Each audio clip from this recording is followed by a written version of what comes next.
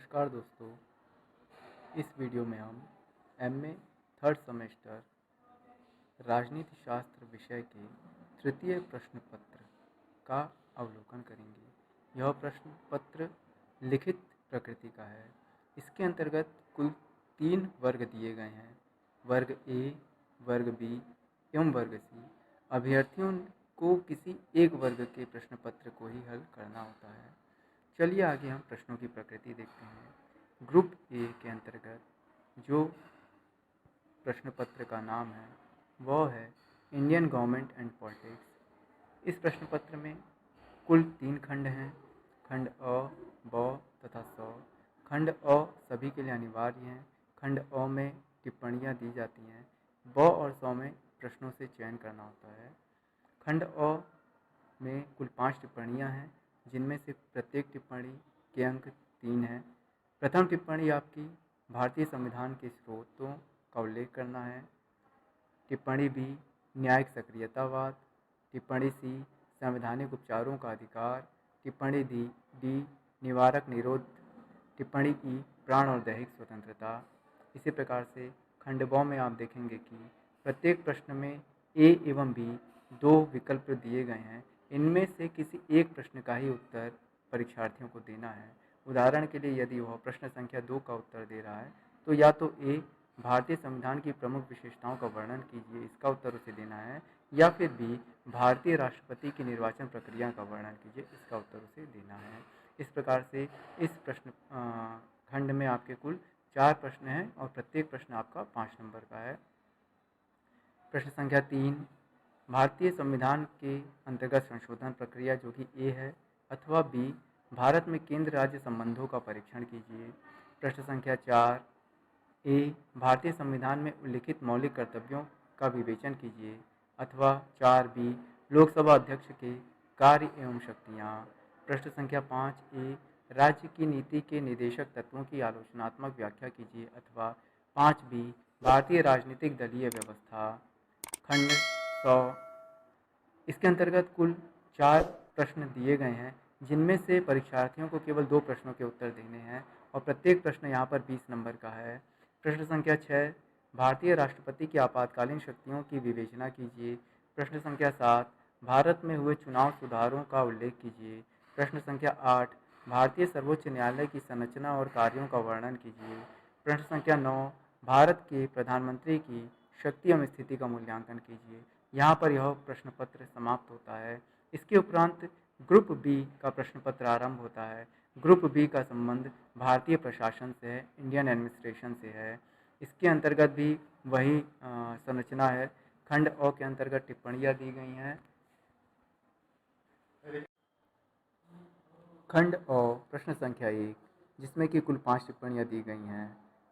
ए संसदीय लोकतंत्र, बी नीति आयोग, सी भारत का प्रधानमंत्री, डी राष्ट्रपति शासन एवं ई संविधानवाद। इसके उपरांत खंड ब के अंतर्गत कुल 4 प्रश्न दिए गए हैं और प्रत्येक प्रश्न यहाँ पर 5 नंबर का है। प्रश्न संख्या 2 ए मंत्रिमंडल एवं मंत्रिपरिषद में अंतर बताना है। प्रश्न संख्या 2 बी संघवाद।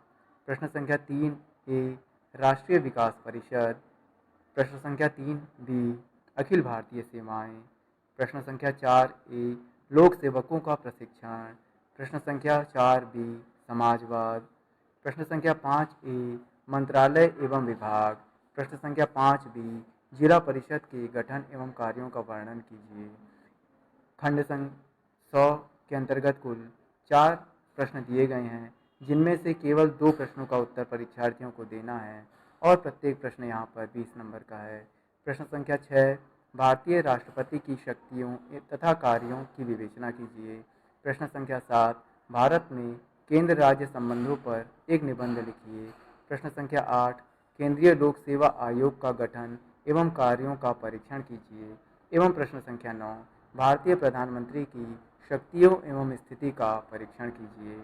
इस प्रकार से यह प्रश्न पत्र यह खंड यहाँ पर समाप्त होता है। ग्रुप सी या खंड सी, इस प्रश्न पत्र में आपको एंशिएंट इंडियन पॉलिटिकल थॉट या प्राचीन भारतीय राजनीतिक चिंतन से संबंधित प्रश्नों का उत्तर देना है। खंड अ जो कि टिप्पणी, ये 5 टिप्पणियाँ दी गई हैं, में प्रथम टिप्पणी आपकी है 4 पुरुषार्थ, बी साप्तांग सिद्धांत, सी कर्म का सिद्धांत, डी प्राचीन भारत में न्यायिक व्यवस्था का संगठन, एवं ई प्राचीन भारत में कृषक और जमीन का अधिकार। इस प्रश्न पत्र के अंतर्गत खंड ब में कुल 4 प्रश्न दिए गए हैं, जिनमें से जो प्रत्येक प्रश्न 5 नंबर का है और कुल यहाँ पर अंकों की जो संख्या है वह 20 है। प्रत्येक प्रश्न के अंतर्गत ए एवं बी 2 प्रश्न दिए गए हैं, जिनमें से एक ही प्रश्न का उत्तर अभ्यर्थियों को देना है।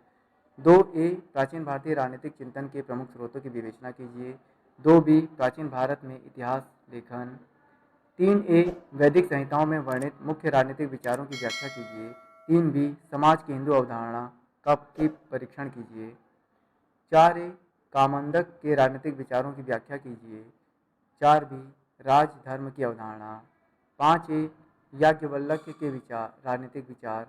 5B प्राचीन भारतीय राजनीतिक चिंतन में विधि के स्रोतों की विवेचना कीजिए। खंड 100 के अंतर्गत कुल 4 प्रश्न दिए गए हैं, जिनमें से प्रत्येक प्रश्न 20 नंबर का है और परीक्षार्थियों को केवल 2 ही प्रश्नों के उत्तर यहाँ पर देने हैं। प्रश्न संख्या 6 कौटिल्य के मंडल सिद्धांत की विवेचना कीजिए। प्रश्न संख्या 7 बौद्ध राजनीतिक चिंतन की विशेषताओं की विवेचना कीजिए। प्रश्न संख्या 8 शांति पर्व में वर्णित राजधर्म की अवधारणा का परीक्षण कीजिए। प्रश्न संख्या 9 समाज की हिंदू अवधारणा का परीक्षण कीजिए।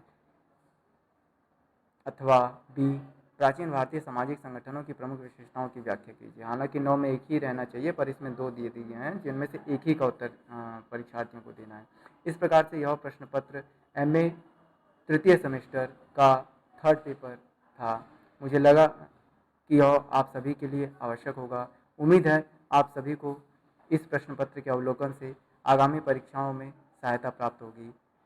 यदि यह वीडियो आपको अच्छा लगे, इसी प्रकार के अन्य शैक्षणिक वीडियो आप देखना चाहें, तो कृपया हमारे YouTube चैनल को सब्सक्राइब करें। धन्यवाद।